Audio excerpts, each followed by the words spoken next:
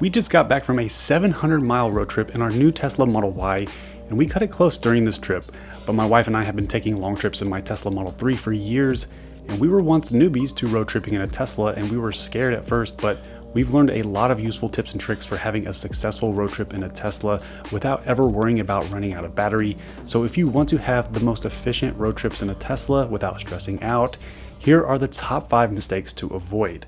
Now, mistake number 1 is not planning ahead. Traveling in a Tesla has become much easier over the last few years as a result of Tesla installing thousands of new superchargers, but it's still not quite as easy as just jumping in a gas car and hitting the road. And although Tesla's supercharger network is constantly growing and the vehicle automatically routes you to superchargers along the way, it's still a good idea to do a little bit of planning ahead of time. Now, before any big trip, I first make sure I charge my Tesla to 100%. So the night before, I just change it from my mobile app because it's usually set to 80% charging limit for daily driving. I also like to use the free website and app called A Better Route Planner, which lets you really dial in a more accurate charging route based on your vehicle type and other custom settings. And sometimes it's the same as what the built-in navigation in the Tesla shows, but sometimes it's different and shows a more efficient route with different charging stops, which may save you some time. Also, you need to know if your destination has charging or not. Try to book lodging that has an EV charger on site if possible. However, many of our destinations in the recent past did not have an EV charger or supercharger nearby, so it's important to know where the closest supercharger is in case you need it. On our most recent trip, we spent 4 days in Holland, Michigan, and the last supercharger stop was about 55 miles away. So that meant I had to fully charge the Model Y at the last supercharger, which gave us roughly 330 miles of range. But 1/3 of that would need to be accounted for just to getting to our Airbnb and back to the supercharger on the way back home, which meant we only had about 200 miles of range to use over the period of 4 days. But as you'll see from the rest of this video, that 200 miles of range can easily end up being much less than that. Mistake number 2 is not optimizing efficiency. Range is the top priority when it comes to driving an electric vehicle, and there are a number of things that negatively impact the range, which is why it's important to try to maximize your driving efficiency so that you get as much range as possible. Driving too fast is one of the worst things you can do for your efficiency, and it's something that I struggle with, especially on long road trips because I'm on the interstate and I usually go about 5 to 10 miles over the speed limit. And when you're driving over 70 miles per hour, it'll drain your battery much quicker than driving 65 miles per hour or under. So try not to go too fast if you want to preserve the most battery. Another factor is your cargo. Be mindful of how much weight is in the car. The heavier the load, the worse efficiency you'll get, which means less range. Try to take out anything you don't need before leaving for your trip. And another thing to keep in mind is the weather. If there's expected precipitation or cold temperatures, then you can expect to take a hit on estimated range, so you'll need to be conservative with your charging stop estimates. What's cool though is Tesla is supposed to be pushing out a software update soon that accounts for things like headwind and weather when calculating the estimated range on a trip. Now, when I'm on road trips, one of my favorite apps to use is today's sponsor, Blinkist, which helps me understand the most important concepts from over 5,500 nonfiction books and podcasts in just 15 minutes. If you're like me, then you prioritize time and money, and Blinkist saves me from not only having to buy a lot of individual audiobooks, but it also lets me avoid wasting time because Blinkist gives me the best parts from books and bite-sized content that's easily consumed while driving. A very interesting title that I listened to recently is called Power Play, Tesla, Elon Musk, and the Bet of the Century by Tim Higgins, and it's all about the journey of Tesla as a company going from a small ambitious startup to overcoming huge odds and becoming a global leader in the auto industry. And one of Blinkist's newest features is called Connect, which lets you share your account with another person of your choice, and it's almost like getting 2 premium accounts for the price of 1, so you can easily share blinks and shortcasts with each other. For example, you could add your friend that doesn't know much about Tesla and send them this book and start a discussion with them about it. Now, you can use my special link in the description below to get a 7-day free trial and 25% off a Blinkist annual premium plan. Mistake number 3 is not having the proper cable and adapters. 90% of the time you can road trip without any adapters and be fine just charging at superchargers, but there will be times when you'll need some type of cable or adapter to charge in a pinch.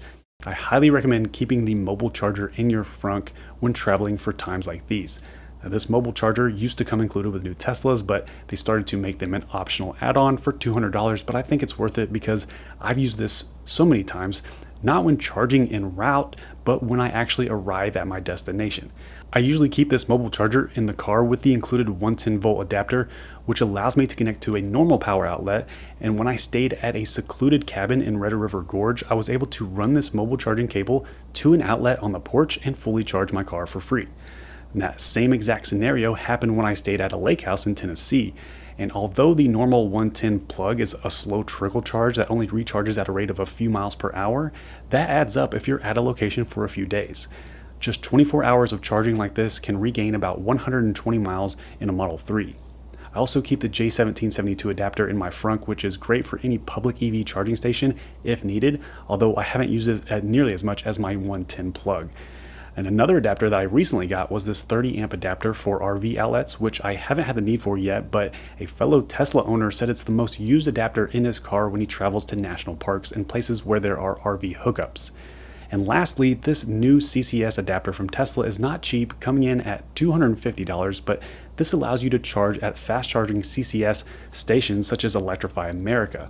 Now, the CCS charging standard is what most non-Tesla EVs use, so this was something I thought would be handy to have because CCS chargers are only going to grow in the future, and with all the new Teslas hitting the road, this adapter essentially provides three main benefits. You can charge at a CCS station if a supercharger is full. You can possibly charge faster at a CCS station compared to a shared stall at a V2 Supercharger, and you can possibly charge at a cheaper rate on a CCS if a supercharger is more expensive. Mistake number 4 is leaving battery draining features enabled, especially if you're away from a charger for a few days like we were in Holland, Michigan. Now first, turn off cabin overheat protection. Turning this off prevents the car from automatically enabling the climate control when the car is parked in the heat. If it's too hot, I just use the vent feature on the app to crack all the windows, which is usually enough to keep the interior from getting too hot. And another setting to change is regarding speed. Enabling chill mode will prevent the car from being accelerated too quickly, which will help preserve some battery since launching the car, no matter how much fun it is, uses a lot of energy. But the main setting to change if you need to conserve battery for a few days is to turn off Sentry Mode. As much as we Tesla owners love our Sentry Mode, which is the surveillance system that automatically records video of any of the exterior cameras that detects motion, this feature is a huge battery suck.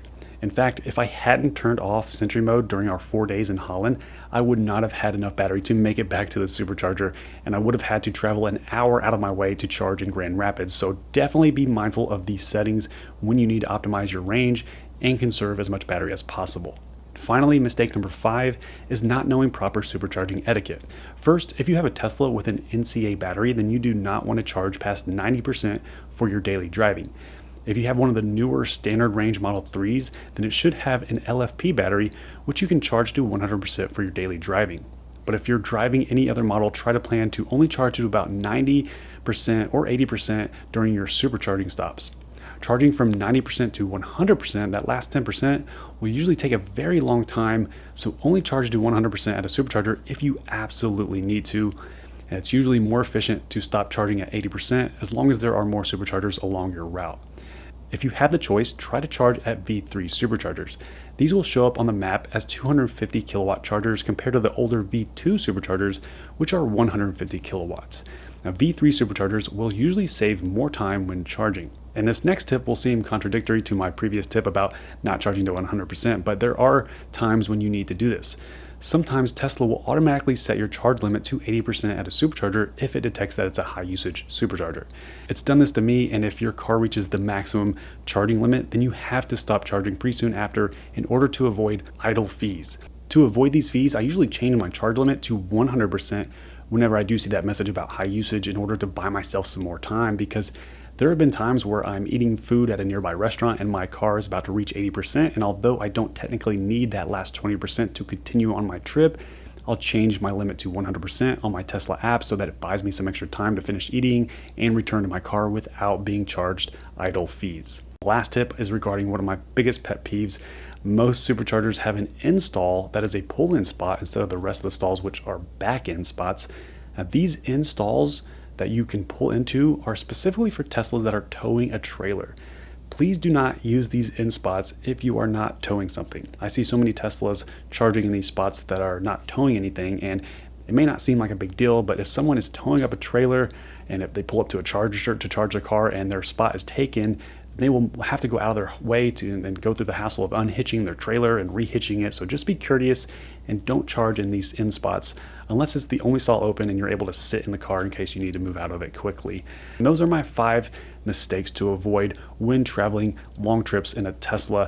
Hope you enjoyed this video. Hope you got some use out of it. What is your biggest tip that I didn't mention in this video? Let me know in the comments below. My name is Andy. Thank you for watching. If you enjoyed this video, make sure you subscribe for more Tesla and tech videos in the future. I'll talk to you in the next one.